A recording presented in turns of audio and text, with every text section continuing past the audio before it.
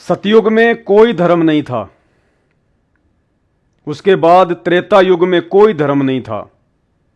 उसके बाद द्वापर युग में कोई धर्म नहीं था। द्वापर युग के बाद जैसे ही कलयुग शुरू हुआ, शैतान की प्रेरणा से, काल की प्रेरणा से इंसान धर्म और जातियों में बंटना शुरू हो गया। हिंदू धर्म की उत्पत्ति आज से लगभग 3500 वर्ष पहले आदि शंकराचार्य के बाद शुरू हुई है।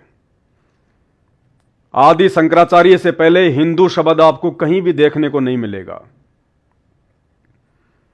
भारत देश में बौद्ध धर्म का प्रचार तेजी से हो रहा था।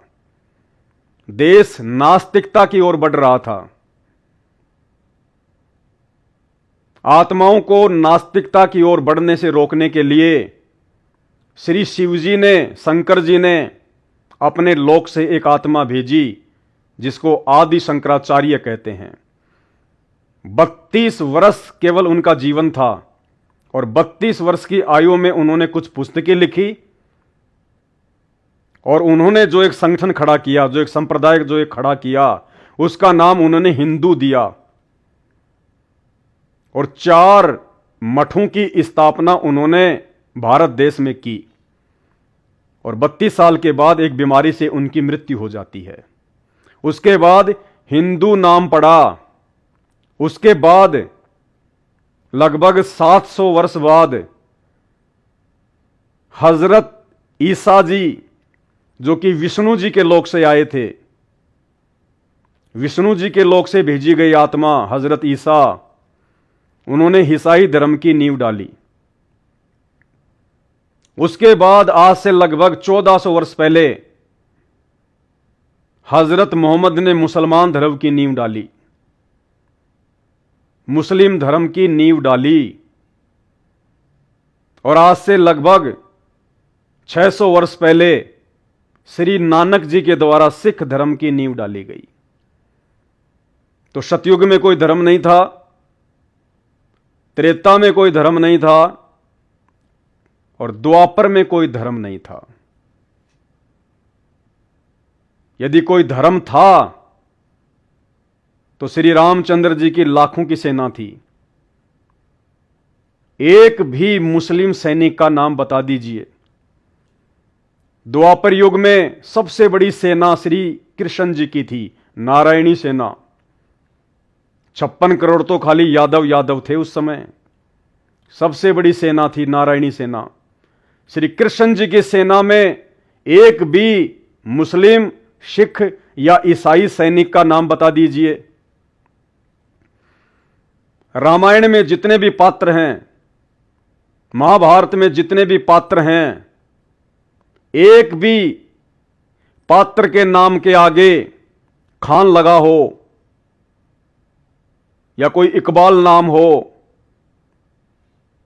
या कोई समरजीत सिंह नाम हो, कोई सिंह नाम आपको देखने को नहीं मिलेगा। रामायण और महाभारत में जितने भी पात्र हैं, किसी भी पात्र के नाम के आगे आपको सिंह नाम देखने को नहीं मिलेगा। ना आपको कोई मुसलमान धर्म से संबंधित सरनेम देखने को मिलेगा, क्योंकि उस समय तक कोई धर्म नहीं था, कोई जाति नहीं थी। आगे चल के यह धर्म और जातियों का विस्तार हुआ है। सतयुग, त्रेता और द्वापर तक केवल वर्ण व्यवस्था थी। वर्ण व्यवस्था, समाज को 4 भागों में बांटा गया था, धर्म और जातियों के आधार से नहीं, कर्म के आधार से। ब्राह्मण, क्षत्रिय, वैश्य और शूद्र। ब्राह्मण का काम था शास्त्रों को पढ़ना और लोगों को बताना धर्म कर्म के बारे में। क्षत्रिय का काम था सीमाओं की सुरक्षा करना। वैश्य का काम था व्यापार करना, बिजनेस करना। और शूद्र का काम था समाज की सेवा करना। कोई जाति नहीं थी, कोई धर्म नहीं था। और उस समय केवल स्वयंवर हुआ करते थे। इंटरकास्ट शादियां हुआ करती थी, किसी को कोई दिक्कत नहीं हुआ करती थी। आगे चल के धर्म और जातियां बन गई, लोगों ने अपने अपने क्षेत्र बांट लिए, जबकि उससे पहले उन युगों में ऐसा कोई सिस्टम नहीं था। वर्ण व्यवस्था थी, और उस समय जो शादियां होती थी वो केवल अपने ही वर्ण के अंतर्गत हुआ करती थी। दूसरे वर्ण को नीचा या ऊंचा समझने के कारण नहीं कि शूद्र की लड़की ब्राह्मण के घर में नहीं जा सकती या ब्राह्मण की लड़की क्षत्रिय के घर में नहीं जा सकती, यह सोचकर नहीं, इस बात को सोचकर कि वर्ण व्यवस्था के तहत जो कार्य, जो सेवा आपस में बांटी हुई थी, उस कार्य को करने में, उस सेवा को करने में, उस काम और धंधे को करने में किसी भी प्रकार की कोई अड़चन ना आए। परम पूज्य सतगुरु रामपाल जी परमेश्वर जी ने बताया कि जैसे पहले कोई किसानी का काम करता था, ये किसान है, इसका काम था खेत में हल जोतना, फसल पैदा करना, मेहनत करना, मजदूरी करना। तो ये चाहता था कि मेरे घर में मेरे काम धंधे को जानने वाली लड़की यदि आएगी तो आते ही वो मेरे काम धंधे में सहयोग करना शुरू कर देगी। इसे किसी प्रकार की विशेष कोई दिक्कत का सामना नहीं करना पड़ता था। किसान के घर में यदि किसान की लड़की आएगी शादी करके, तो वो पहले से ही उस काम धंधे से परिचित है कि खेत में कौन कौन सी फसल कौन कौन से समय उगाई जाती है, कैसे फसल की कटाई करनी होती है, कैसे फिर अनाज निकाला जाता है, कैसे खेत में पानी दिया जाता है, कैसे खाद दिया जाता है। सारा काम वो लड़की जानती है पहले से। इसलिए ये सोचकर कि ज्यादा माथापच्ची करने की आवश्यकता ना पड़े और वो लड़की आते ही अपने उसी काम में लग जाए, केवल इस आधार से जो व्यक्ति जैसा काम करता था उसी काम से संबंधित लड़की वो अपने घर में अपनी पुत्र वधू के रूप में वो लेके आता था। तो वो लड़की आते ही सारा काम वो करने लग जाती थी। वो जानती थी कि खेत में धान कैसे उगाना है, खेत में पानी जो है वो कैसे देना है, गाय और भैंस आदि से कैसे दूध निकालना है, कैसे उनकी सेवा करनी है, कैसे उनको चारा डालना है, कैसे उनका दूध निकालना है, कैसे जो है खेतों में जो है मदद करवाई जाती है। उस लड़की को अच्छे से मालूम होता था, क्योंकि पहले से वो किसान परिवार से होती है। वो अपने उस घर में सब कुछ देखती है, और शादी करके जब वो एक किसान के घर में जाती थी तो उस लड़की को, उस बहन को, उस बेटी को काम करने में कोई दिक्कत, कोई अड़चन, कोई परेशानी का सामना नहीं करना पड़ता था। इसलिए जो व्यक्ति जैसा काम करता था वो चाहता था कि मेरे घर में उसी काम को जानने वाली लड़की यदि आएगी तो मुझे फायदा होगा। अब इस किसान के घर में यदि कोई सुनार की लड़की आ जाए तो वो तो काम बेचारी कर ही नहीं पाएगी, उसको तो कुछ आइडिया ही नहीं है, उसको तो आइडिया नहीं है उस बात का। इसलिए भाइयों और बहनों, पहले वर्ण व्यवस्था के अंतर्गत इस प्रकार से शादियां हुआ करती थी। अब जैसे कुम्हार है, तो कुम्हार यह चाहता था कि मेरे घर में मेरे कार्य को जानने वाली लड़की आएगी तो मुझे आसानी होगी।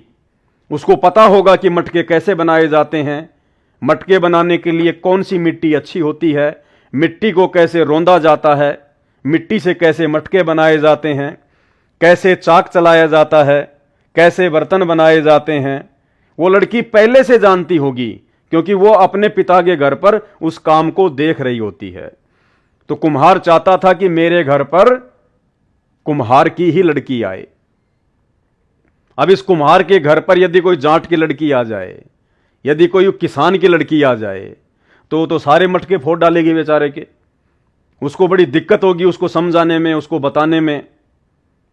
इसलिए जो व्यक्ति जैसा कार्य करता था उस कार्य को जानने वाली पुत्र वधू वो अपने घर में लेके आता था, ना कि धर्म और जातियों के आधार पर शादियां होती थी, कोई विवाह होता था।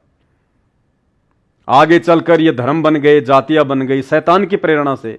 ये शैतान क्यों है, इसने क्यों ऐसा किया, क्यों इसने उस परमात्मा के बनाए गए इंसानों को आपस में बांट दिया? ऐसा करने से इसका क्या स्वार्थ है? ये सारी जानकारी आपको सृष्टि रचना सुनने से मिलेगी। केवल यूट्यूब पर सर्च करें सृष्टि रचना संत रामपाल जी भगवान, दूध का दूध पानी का पानी हो जाएगा। तो ये वर्ण व्यवस्था थी पहले, ना कि कोई धर्म और जातियां थी। आगे चलकर फिर हिंदू, मुस्लिम, सिख, ईसाई, इन धर्मों में इंसान बट गया। उसके बाद वो अपने धर्म में शादियां करने लग गया, अपने अपने धर्म को लोग सर्वश्रेष्ठ समझने लगे। मुसलमान लोग मांस खाने लगे, हिंदू धर्म के लोग उनसे नफरत करने लगे कि हम अपनी लड़की मुसलमान के घर में नहीं देंगे, वो तो मांस खाते हैं। मुसलमान हिंदू के घर में इसलिए अपनी लड़की नहीं देता था क्योंकि हिंदू जो है वो शराब पीते थे, तंबाकू खाते थे। मुसलमान धर्म में शराब और तंबाकू पीना बैन था, इसलिए अपनी लड़की वो नहीं दिया करते थे। तो आगे चल के इस प्रकार से लोग धर्मों में बंध गए और अपने अपने अधिकार क्षेत्र में ही शादियां करने लगे। बाकी और कोई लेन देन नहीं है। मुसलमान भी इंसान ही है, हिंदू भी इंसान ही है, सिख और ईसाई भी इंसान ही है।